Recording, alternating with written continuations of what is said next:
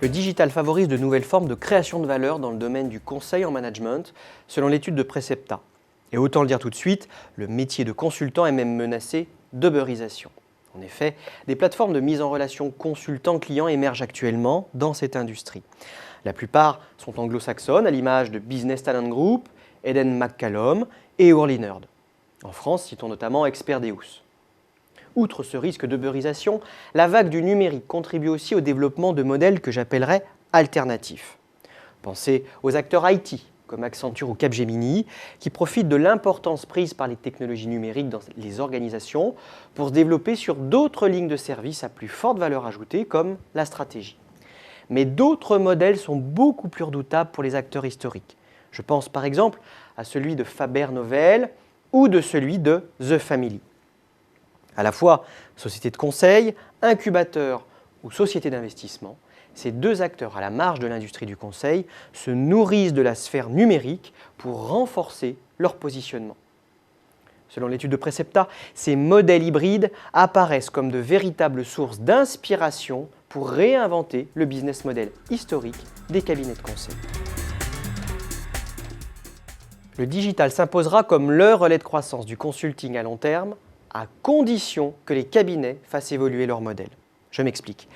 La transition numérique pose simultanément aux organisations et à leurs conseillers des enjeux stratégiques, managériaux, organisationnels, technologiques et économiques. Les missions de conseil sont ainsi logiquement plus nombreuses mais aussi plus complexes en faisant naître de nouveaux besoins côté client qui attendent alors d'être accompagnés. C'est sans oublier aussi que le client adopte une approche de plus en plus héroïste du conseil. En d'autres termes, il recherche à la fois un prix compétitif et des solutions tangibles, innovantes et performantes dont il pourra évaluer le retour sur investissement. Conséquence, les consultants vont devoir rompre avec leur modèle historique. Cela signifie rompre avec l'approche en silo des organisations, c'est-à-dire par fonction, et d'opter pour une vision beaucoup plus globale et pluridisciplinaire. Prenez l'exemple du secteur de la distribution. On ne parle plus de développer une offre e-commerce, mais bien de rendre une entreprise totalement omnicanale, où les réseaux physiques et digitales sont totalement imbriqués. Cette approche plus globale des organisations a une implication majeure. Les cabinets devront à l'avenir s'inscrire davantage dans des logiques de collaboration en s'insérant dans des écosystèmes d'affaires qui restent à inventer.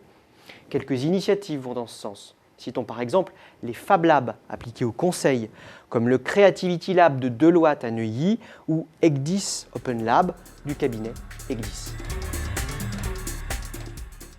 Face au digital, la réponse des cabinets traditionnels ne serait pas complète sans une adaptation des grands actifs stratégiques des cabinets.